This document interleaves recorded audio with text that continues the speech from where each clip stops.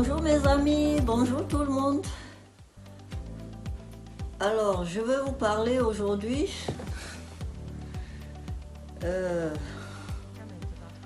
de la drogue comme d'habitude, mais j'ai mis comme titre « Quelles sont les maladies et les troubles que peuvent apporter les drogues ?» Donc, je dis toujours, tout consommateur de drogue court un risque. Le consommateur occasionnel ou modéré ne court pas le risque d'attraper une maladie. Tandis que le consommateur régulier et sans retenue attrapera la maladie s'il ne diminue pas la quantité de sa consommation. J'ai connu un jeune, on va l'appeler Alexandre, qui a perdu sa mère à l'âge de 2 ans. Et il a été élevé par son père. Et son père a essayé tant bien que mal à bien s'occuper de lui, à lui apporter beaucoup d'amour, à lui donner tout ce dont il a besoin. Mais ne pouvant pas s'occuper seul de lui, il a confié à sa mère, donc à sa grand-mère. Et la grand-mère s'est bien occupée de lui. Quand il a eu l'âge d'aller à la maternelle, la grand-mère, le papa l'a repris. Et il était maintenant entre les mains de son père l'accompagnait à l'école, il le ramenait et tout ça. Bon, il a aussi connu pas mal de compagnes à son père tout le long de sa vie, hein. Vous savez que... Et il allait aussi de maison en maison, à savoir que tantôt il était chez sa tante en vacances, tante paternelle ou maternelle, tantôt il était chez la grand-mère paternelle, donc les parents, les grands-parents paternels, les grands-parents maternels. Et bon, il a fait ses va-et-vient comme ça tout le long de sa vie. Mais cela ne l'arrangeait pas. Il était très perturbé par ces changements. À l'âge de 11 ans, il s'est mis à fumer des cigarettes. Je pense que c'était déjà pour essayer de se sentir mieux dans son mal-être. Son père ne se rendait pas forcément qu'il avait un mal-être en lui. Lui pensait bien faire, à le laisser à gauche, par-ci, par-là. Donc, le garçon fumait avec ses copains. Tout se passait plus ou moins bien. Et à l'âge de 16 ans, il était déjà au collège, il est passé à une drogue plus dure, la cocaïne. Donc, il s'est mis à consommer de la cocaïne. Et plus il en prenait, plus il en avait besoin. Et à un moment donné de sa vie, il a quitté la maison paternelle. Donc, il a quitté son père. Il s'est retrouvé dans la rue. Et dans la rue, il n'y a rien. Hein? Il avait faim. Il avait besoin d'un abri. Il était fatigué. Donc, il traînait par-ci, par-là. Bon, les organisations de soirées libres avec les copains, ben, il n'y en avait plus tellement. Il s'est mis à mendier. Et quand il mendiait, l'argent qu'on lui donnait, ou des petits trucs qu'on lui donnait, il se nourrissait et il allait encore acheter de la drogue pour consommer davantage. Plus il passait son temps dans la rue, plus il en consommait, jusqu'au jour où il est tombé malade. Il a été hospitalisé. Donc on a appelé ses parents, son père, on lui a dit que son fils est à l'hôpital.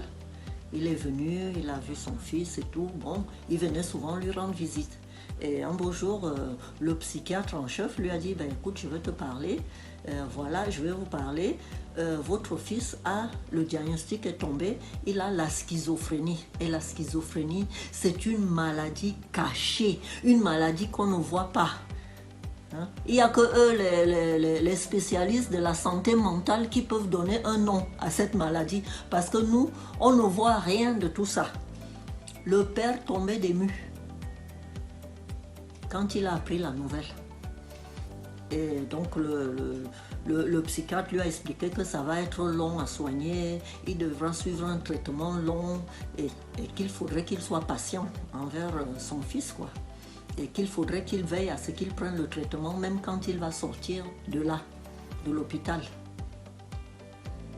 Et son fils a mis un long séjour quand même, hein. Il a mis 3 mois à l'hôpital. Donc après le sevrage, après la stabilisation, parce que quand il est entré à l'hôpital, quand il a fait sa crise, qu'on l'a amené à l'hôpital, c'était après une crise d'overdose, hein. Il avait des tremblements, il n'était pas bien, vraiment dans un état pitoyable. Donc on l'a réussi à le stabiliser, il est revenu à la raison et il était de nouveau bien. Il vivait avec son père, il est revenu vraiment dans un état normal et tout. Et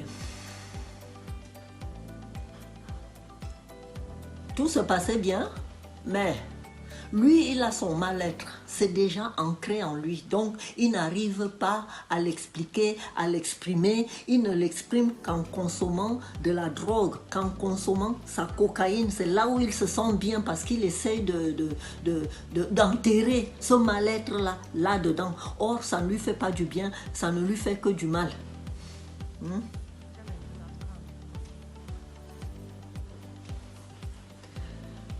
Alors, tout ce qu'il a connu dans son enfance, les va-et-vient, il était devenu turbulent, un enfant vraiment turbulent. Il n'écoutait pas trop.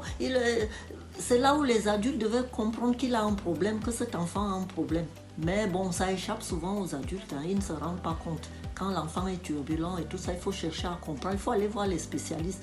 Peut-être qu'on peut le canaliser, on peut trouver ce qui le dérange et essayer de l'aider pendant qu'il est temps. Donc ce garçon est revenu chez le papa, il a vécu là et tout. Et puis, un beau jour, il est reparti à la rue. Il s'est retrouvé là-bas, donc ça devient un vice, un cercle infernal où il ne pourra plus s'en sortir, quoi. Parce que lui, il a un vide, il veut le combler et il faut absolument qu'il prenne sa drogue, quoi. Donc, il était souvent en manque, donc il prenait, il repartait, mendiait et puis consommait. Cela l'affaiblissait, cela le rendait méconnaissable. Parce que tous ceux qui se droguent, qui prennent de l'alcool ou qui prennent de la cocaïne, ça change, hein. Même leur peau, vous voyez la couleur de leur teint, il change, hein. Il y a des signes qui montrent qu'il n'est plus bien, ce n'est plus la même personne qu'on avait connue.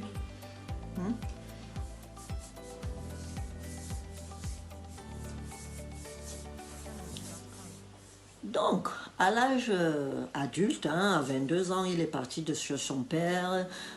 Donc, il a connu vraiment la descente aux enfers, quoi. C'était le commencement d'une réelle descente aux enfers. Parce que là, il est majeur, le père n'a plus tellement de pouvoir sur lui, d'autorité. Hein, parce que ces enfants-là, quand ils sont en souffrance, il leur manque les repères.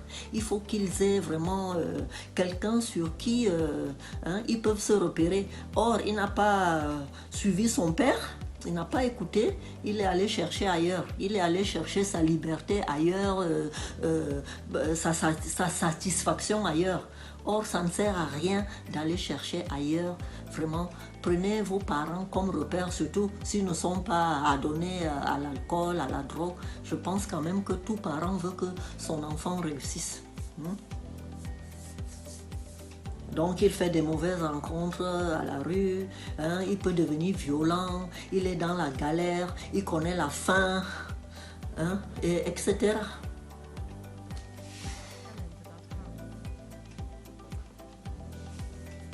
Donc maintenant, lui, il vivait pour se chuter, il n'avait plus de raison de vivre. Sa seule raison de vivre, c'était la cocaïne, la drogue. C'est ça qui lui procurait un bien-être, un certain équilibre. Voilà, donc il se chutait tous les jours, c'était son quotidien. Il est devenu tellement accro qu'il en consommait de plus en plus. Au bout de quelques années de dépendance, il a attrapé les tremblements, comme je vous ai dit tout à l'heure là, hein. Il n'avait même plus d'hygiène. Il ne se lavait pas. Il était sale, ne se coupait pas les cheveux. Il avait des cheveux longs. Hein? Il est devenu comme les hippies, pardon. Vous savez, dans les années 90, là. Pardon, les années 70, les hippies. Hein? Les hippies étaient là, on les reconnaissait, c'était la drogue, c'était le bien-être, la vie, la liberté, comme ils disent, hein, je veux ma liberté, mais vraiment, ça les met au plus mal.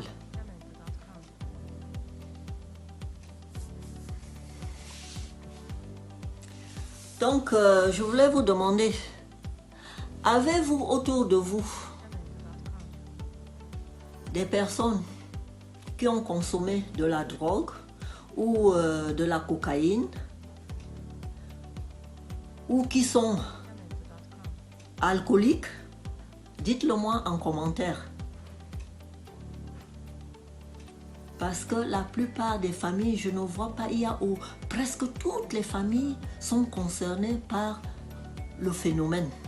C'est un phénomène de société, quel que soit leur rang social, ça je l'ai toujours dit. Voilà, pour ceux qui ne me connaissent pas, je m'appelle Françoise Salamé, je suis coach de vie. J'aide les parents des jeunes toxicomanes à sortir leurs adolescents de la toxicomanie grâce à la méthode K que j'ai mise en place. Donc, vous attendez avec impatience que je vous dise les maladies que peuvent procurer la toxicomanie.